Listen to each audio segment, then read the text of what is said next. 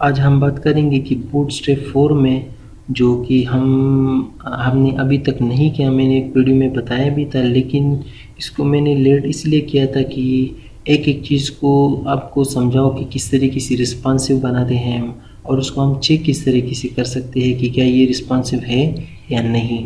तो जितनी भी जो भी इम्पोर्टेंट टॉपिक है वो आज ही मैं कवर करूँगा। अगर इसमें वीडियो में ना हुई तो दूसरी में, लेकिन मैं कोशिश करूँगा कि एक ही वीडियो में कवर करूँ।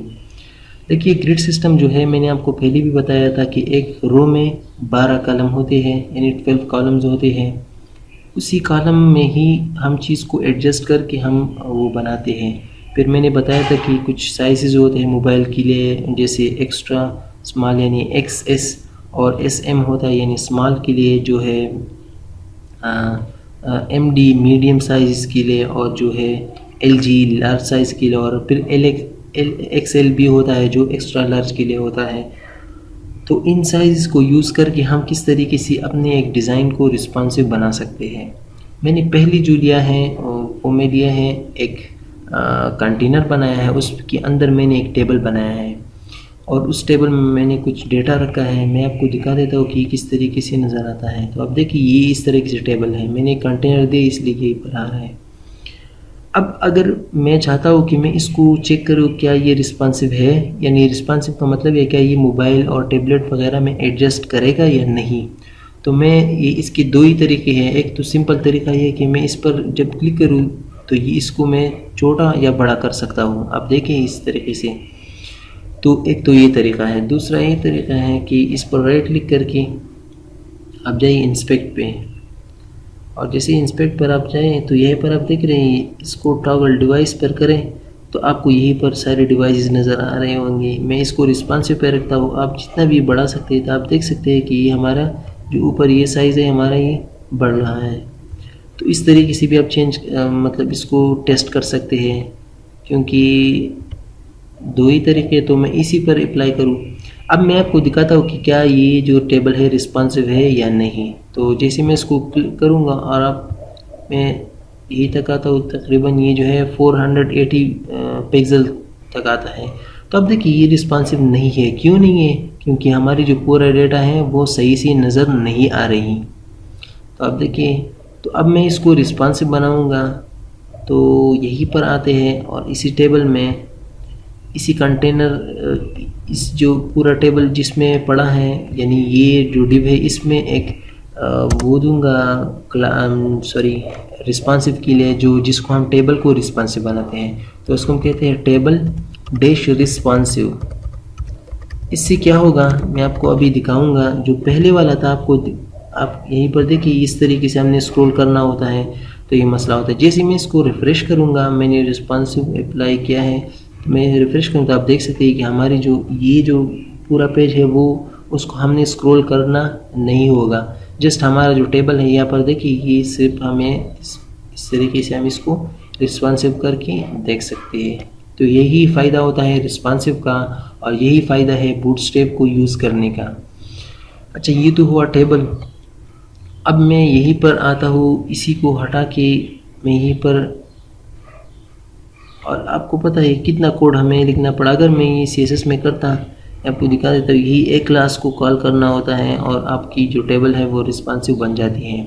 अगर मैं इसको CSS में करूँ तो मीडिया कॉल करूँगा और पता नहीं साइज़ दूँगा और ये सारा कुछ, तो बहुत ज़्यादा टाइम लेता है। अच्छा, अब मैं आता हूँ, मेरे पास फोल्डर में कुछ इमेजेस, जो मेरे पास इमेज पड़ा है, यहीं पर मैं इस इमेज को लेता हूँ और मैं आपको दिखाता हूँ कि ये क्या मसला है। इसको मैं रिफ्रेश करता हूँ। अच्छा, तो मैं इस इमेज को लेता हूँ और img.jpg है, मैं आपको रिफ़्रेश करूँगा तो आप देखिए ये बहुत ही बड़ा है। अब बड़ा है और यहाँ पर देखिए ये स्क्रॉलिंग कर रहा है। अगर मैं इसको मोबाइल की स्क्रीन पर लाऊँ तो इस तरह की स्क्रॉलिंग कर रहा है। इस तरीके से भी यहाँ पर देखिए पूरा इमेज के लिए। तो इस पर भी इसको अगर मैं रिस्पॉन्सिव करना चाहूँ तो किस तरीके से करूँगा? बहुत ही ईजी है। यहाँ पर आप एक क्लास देंगे जिसको हम कहते हैं img-fluid।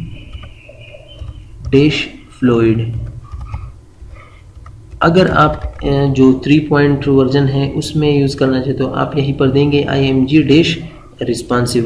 क्योंकि ये जो लेटेस्ट वर्जन है 4, तो ये पर हम क्या करेंगे, image IMG fluid dash fluid. तो ये क्या करेगा, जैसे मैं इसको अभी मैं रिफ़्रेश करता हूँ तो आप देखिए ये जो स्क्रॉलिंग है वो ख़त्म हो जाएगी।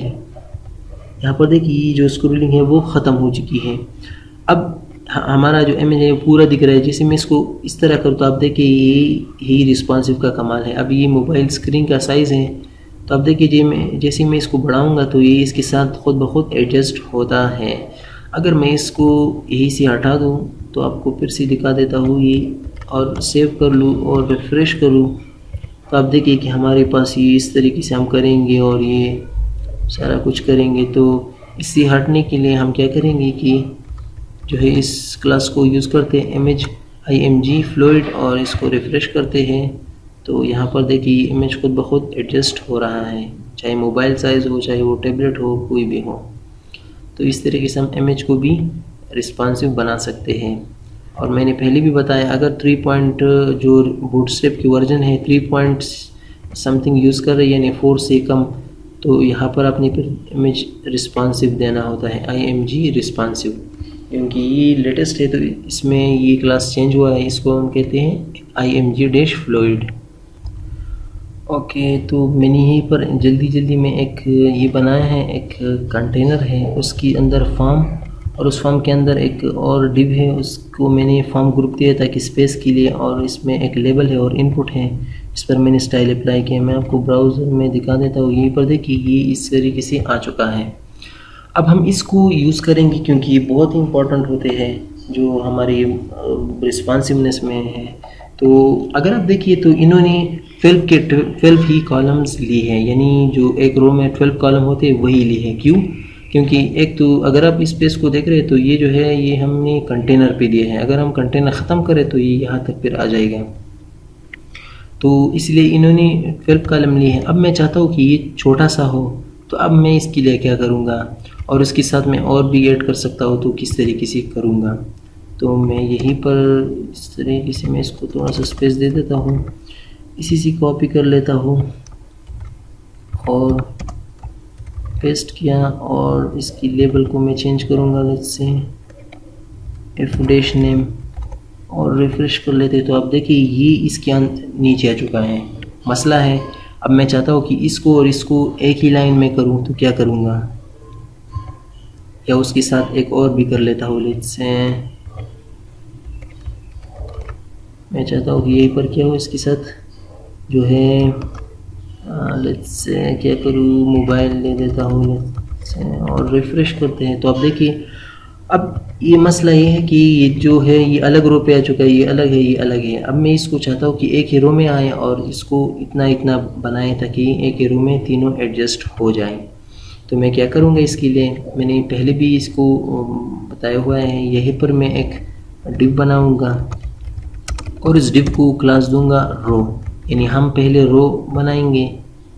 इसको थोड़ा सा इंडेंट कर देता हूँ, और मैंने एक रो बनाया है, उसी रो में मैंने ये सारे डाल दिए। मैं रिफ़्रेश करता हूँ तो आप देखिए ये सारा एक ही रो में आ चुका है, लेकिन मसला ये है कि ये इस तरीके से आ रहा है। तो इसको हम एडजस्ट कर लेते हैं। एडजस्ट किस तरीके से हम करेंगे, अगर आप देखिए तो मैंने ऑलरेडी डिव बनाया है फॉर्म ग्रुप के लिए, तो यहीं पर भी हम उसको, अगर मैं चाहता हूँ कि ये जो जितनी भी चीज़ें हैं, मैं चाहता हूँ कि 4 कॉलम तक ये आ जाए, 4 कॉलम तक ये आ जाए और 4 कॉलम तक ये आ जाए, तो ये पूरा जो 12 कॉलम रो है वो इससे फिल जाएगा, यानी इन तीनों से। तो मैं क्या करूँगा, मैं यहीं पर भी दूंगा कंट्रोल करके, यहीं पर भी, और कंट्रोल करके यहीं पर भी। अगर मैं चाहता हूँ कि ये जो 4 कॉलम पे नज़र आए वो मीडियम साइज़ पर, यानी लैपटॉप और डेस्कटॉप वगैरह की जो मीडियम चीज़ें होती हैं उस पर नज़र आए, तो इसके लिए मैं क्या करूँगा, कॉल डैश MD डैश और फिर 4 लिखूँगा, स्पेस दूँगा। तो मैंने क्या किया कि एक ये रो बनाई है सिंपल सी, उसमें एक डिव दी है, उस डिव में ये इनपुट वगैरह दी है। मैं चाहता हूँ कि जो ये इनपुट है ये 4 कॉलम ले और मीडियम साइज़ में, ये 4 कॉलम ले लें, लेकिन कौन सी साइज़ में, मीडियम, यानी जो लैपटॉप है और डेस्कटॉप वगैरह में है। इस तरीके से ये भी है और इस तरीके से ये भी है, क्योंकि 4 और 4 क्या बनते हैं, 12 बनते हैं, लेकिन ये सारे मीडियम में हैं तो 12 ही बनते हैं। तो मैं अगर इसको रिफ़्रेश करूँगा अभी, तो आप देखिए कि किस तरीके से नज़र आते हैं, किस तरीके से सही नज़र आते हैं, क्योंकि हमने इसको एडजस्ट किया है किसके थ्रू, ग्रिड सिस्टम के थ्रू, ताकि हम इसको रिस्पॉन्सिव बनाएं। अब मैं चाहता हूँ अगर मैं इसको इस तरीके से करूँ, तो आप देखिए जैसे ये टेबलेट, अब ये टेबलेट पे है तो ये सही नज़र आ रहा है, लेकिन जैसे इस पर हम इसको मतलब छोटा करता हूँ, तो आप देखिए ये यहाँ तक तो ठीक है। लेकिन अगर मैं चाहता हूँ कि मुझे जब मैं इसको मोबाइल की साइज़ पर लाकर करूँ, तो ये जो ये और ये पहला वाला है ये एक ही में आए, या ये तीनों एक ही में आए, तो हम क्या करेंगे, तो जाहिर सी बात है मैं यहीं पर आऊँगा।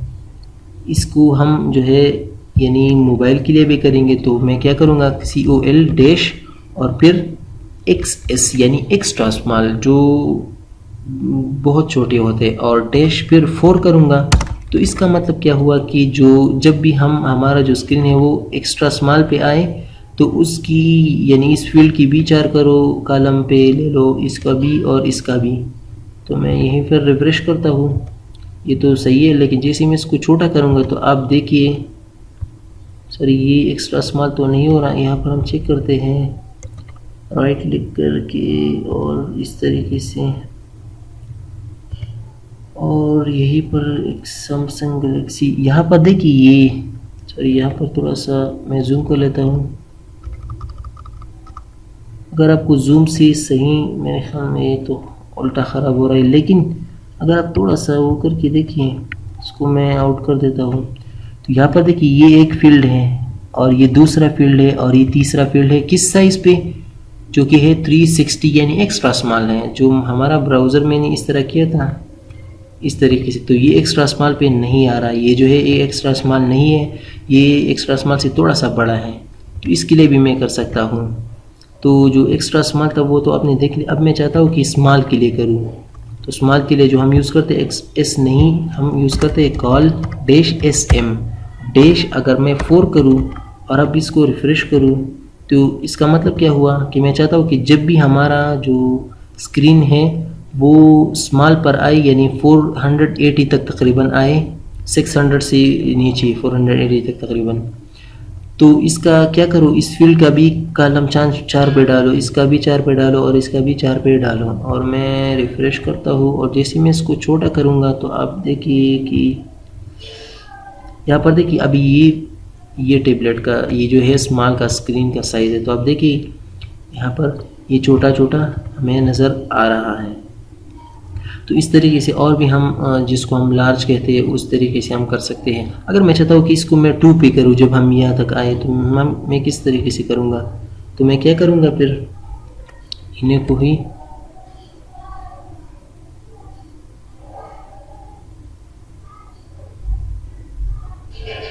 तो मैं क्या करूँगा, यहीं पर एक टेक्निक है। मैं चाहता हूँ कि जब हम स्मॉल स्क्रीन पर आए तो ये पहला वाला और ये दूसरा वाला जो है ये 4 आए, और ये जो है ये वाला, सर ये 4 नहीं, ये इसको हम 6 करेंगे। क्यों, ताकि ये इसके हाथ से फिर बाहर करेंगे, और मैंने 6 किया और इसको मैं फिलहाल 4 ही रखता हूँ। तो ये क्या बनाएगा, हम देखते हैं कि क्या बन रहा है। मैं रिफ़्रेश किया और जैसे मैं यहाँ पर आऊँगा तो आप देख सकते हैं कि ये 6 है, और ये इसके बाद जो नीचे आ रहा है ये 4 है। अगर मैं इसको 6 करना चाहता हूँ, इसको भी मैं, और इसको मैं 12 भी कर सकता हूँ। मैं 12 किया इस SM को, यानी इस अलग वाले को, और मैं रिफ़्रेश करता हूँ तो आप देखिए ये 12 पे फिर नज़र आएगा। तो इस तरीके से हम इसको एडजस्ट कर सकते हैं। ये तो छोटा सा एग्जांपल मैं दे रहा हूँ, लेकिन आप इसमें से अपनी आइडिया लेके हम किस तरीके से इसको एडजस्ट कर सकते हैं और इस ग्रिड सिस्टम में जो है इसको वो कर सकते हैं। अब बात करते हैं मिसाल के तौर पर, मैं चाहता हूँ कि अगर मैं यहीं पर एक और रो बनाऊँ, यही इसके बाद और क्लास दूँ रो की, इसको क्लोज भी करूँ और इसके अंदर अब मैं एक और डिव लेता हूँ, उस डिव को क्लास दूंगा फॉर्म ग्रुप, और इसके अंदर एक लेबल डालूंगा, और उस लेबल में मैं देता हूँ मिसाल के तौर पर एड्रेस। या नहीं एड्रेस नहीं, मिसाल के तौर पर कुछ और ही देता हूँ, लेट्स से सेल फोन, और यहीं पर एक इनपुट भी देता हूँ यहीं पर, और यहीं पर मैं लेट्स से टाइप टेक्स्ट, और यहीं पर मैं एक प्लेस होल्डर भी लगा देता हूँ, एंटर फोन नंबर, और यहीं पर क्लास भी दूंगा डिज़ाइन के लिए। तो मैं क्या करूँगा, क्लास फॉर्म कंट्रोल है, और इसको रिफ़्रेश कर लेते तो आप देखिए ये इतना छोटा नज़र आता है। अब मैं चाहता हूँ कि ये जो छोटा नज़र आए ये तो ठीक है, मैं यहाँ चाहता हूँ कि यहाँ तक आए, तो 4 करूँगा इसको। तो मैं क्या करूँगा, इस रो को यहीं पर जो कॉल डैश MD यानी मीडियम साइज़ में क्या करो 4 रो यानी कॉलम लो उससे, और रिफ़्रेश करो तो अब अभी सही है। लेकिन मसला ये है कि मैं चाहता हूँ कि यहाँ पर मुझे ये नहीं चाहिए, इतना साइज़ चाहिए, लेकिन यहाँ पर नहीं, मुझे इस सेंटर में चाहिए। तो इसके लिए मैंने पहले भी यूज़ किया है, लेकिन मैं क्या करूँगा, यहीं पर आऊँगा, फिर यूज़ करूँगा ऑफसेट डैश MD यानी मीडियम साइज़ में क्या करो, कितना ऑफसेट करो, मैं चाहता हूँ कि 2 ऑफसेट दो इससे। ऑफसेट सी यानी इसको लेफ़्ट से पुश करेगा इस तरह से। तो मैं आपको दिखा देता हूँ और रिफ़्रेश करता हूँ, तो आप देखिए ये 2 है, तो मैं 2 और दूंगा तो यहाँ तक आ जाएगा। तो मैं चाहता हूँ कि 4 हो जाए, और रिफ़्रेश करूँगा तो आप देखिए ये हमारा जो है ये सेंटर में आ चुका है। तो इस तरीके से पुश करने के लिए हमें जिस चीज़ की ज़रूरत होती है तो उस तरीके से हम ये भी कर सकते हैं। और अगर आप देखिए ऑफसेट डैश MD, अगर ये आप चाहते हैं कि स्मॉल साइज़ में हो, मैं मिसाल देता हूँ, अगर हम इसको स्मॉल करें तो यहाँ पर देखिए ये दोनों जो है ये इस तरीके से नज़र आते हैं। मैं चाहता हूँ कि इसको मैं छोटा करूँ जब भी स्मॉल हो मोबाइल वाला। यहाँ पर हमने किया था, यहाँ पर ये जो है ये 6 हो, यानी ये वाला जो SM में मैंने 6 स्मॉल में, और मैं इसको रिफ़्रेश करूँ तो आप देखिए ये छोटा। मैं चाहता हूँ कि जब भी हम इसको इतना छोटा करें तो इसको ऑफसेट देंगे थोड़ा सा, इसको यहीं पर सेंटर करेंगे। तो मैं क्या करूँगा इसकी SM में, तो अगर मैं SM में करूँगा तो ये पर आऊँगा ऑफसेट डैश और SM, इसकी SM में क्या करो, पुश करो यानी 2 यूनिट तक इस तरीके लेफ़्ट से राइट तक पुश करो जब ये स्मॉल साइज़ पर आओ। जब मैं इसको रिफ़्रेश करूँ तो आप देखिए 2 है, मैं इसको थोड़ा सा ज़्यादा कर लेता हूँ, 4 कर लेता हूँ, और इसको मैं रिफ़्रेश करूँगा तो आप देखिए ये। लेकिन अगर मैं जब मैं स्क्रीन बड़ा करूँगा तो आप देखिए कि यहाँ पर भी थोड़ा सा मसला कर रहा है, तो फिर हम यहाँ पर इसको एडजस्ट कर सकते हैं। लेकिन इस तरीके से मैंने एक एग्जांपल के तौर पर यहाँ पर इसको आपको कह दिया कि हम इसको किस तरीके से ये यानी एडजस्टमेंट कर सकते हैं। ये थे कुछ ग्रिड के हवाले से, और जिसको हम रिस्पॉन्सिव डिज़ाइन में यूज़ कर सकते हैं। मैंने टेबल का भी बताया, इमेज का भी बताया, इस तरीके से और चीज़ें भी हैं। तो ये मैंने सोचा कि एक लास्ट वीडियो होगी इंशाल्लाह, और उसके बाद मैंने सोचा कि इसको मैं बनाऊं ताकि आपको समझ आ जाए कि हम इसको एडजस्ट किस तरीके से कर सकते हैं।